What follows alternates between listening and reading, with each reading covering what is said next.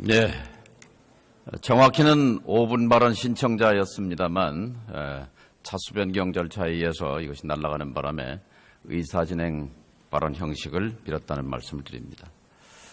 오늘 새벽에 400조 예산을 국민의 대의기구인 국회가 통과시켰습니다. 제가 마이크를 잡고 말씀드릴 수 있는 것도 대의제도 덕분입니다. 그러나 2016년 12월은 직접 민주주의가 대의제를 압도하고 있는 시간입니다. 우리는 지금 역사적인 시간을 통과하고 있습니다. 광장에 나온 시민들은 모두가 주권자입니다. 우리 의원들은 주권자들의 대리인일 뿐입니다. 주권자들은 광장에 모여서 자신들의 요구사항을 대리인들이 실행해 줄 것을 요구하고 있습니다. 주권자는 이미 결정을 내렸습니다. 11월 12일에는 하야를, 19일에는 퇴진을, 26일에는 탄핵을 한 목소리로 외쳤습니다. 주권자의 명령은 한마디로 박근혜 대통령을 한시도 더 대통령 자리에 두지 말라는 것입니다. 방금 전 2016년 12월 3일 새벽 4시 10분 20대 국회는 박근혜 대통령에 대한 탄핵안을 발의했습니다. 2004년 3월 노무현 대통령에 대한 탄핵안이 발의됐을 때 저는 탄핵안 저지의 선봉에 있었습니다. 그것은 법의 이름을 빙자한 정치적 폭거였습니다. 당연히 역풍이 불었고 주권자의 심판이 따랐습니다. 12년 뒤 오늘 국회에 제출된 박근혜 대통령 탄핵안은 주권자의 명령을 대리한 것입니다. 주권자의 요구가 없었다면 탄핵안은 제출되지 못했을 것입니다. 그렇다면 이것을 부결시키려는 세력은 더 엄혹한 심판을 면할 수 없을 것이고 결국은 소멸할 것입니다. 2000년 전 그리스 아테네에서는 시민들이 독재자를 시민의 손으로 직접 쫓아내는 도편 추방제 직접 민주주의를 구사했습니다. 도자기 조각에 민주정에 위협이 되는 인물이나 독재자가 될 만한 사람의 이름을 적어놓고 가장 많이 나온 사람을 10년간 국외로 추방했습니다. 지금 대한민국의 직접 민주주의는 헌정을 유린한 박근혜 대통령을 대통령 자리에서 추방, 파면하라고 명령했습니다.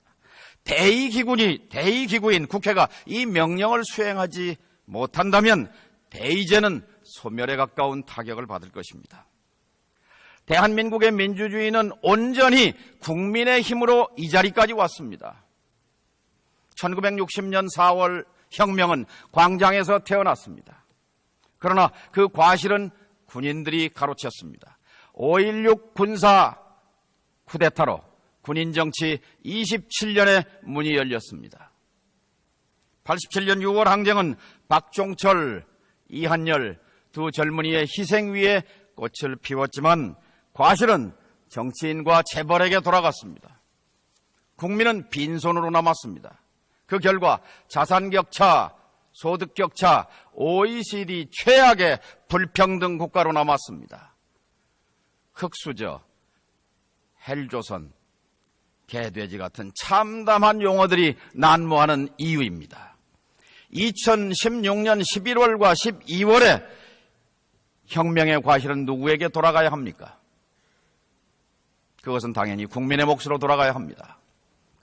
11월과 12월 혁명의 에너지는 과거 4월 혁명과 6월 항쟁의 에너지에 비해 그 크기가 결코 작지 않습니다. 그것을 뛰어넘는다고 생각합니다. 혁명은 운명을 바꾸는 것입니다. 혁명적 에너지를 대의기구인 국회가 이것을 발산해 주지 않는다면, 처리해 주지 않는다면 그것은 숨구멍이 막힌 압력밥솥처럼 결국은 폭발하게 되고 말 것입니다. 국민은 이미 탄핵 넘어 박근혜 넘어 그 이후의 지점을 응시하고 있습니다. 헬조선이 아닌 새로운 사회를 열망하고 있습니다. 정권의 변화를 넘어서 의식과 가치관의 혁명적 변화, 제도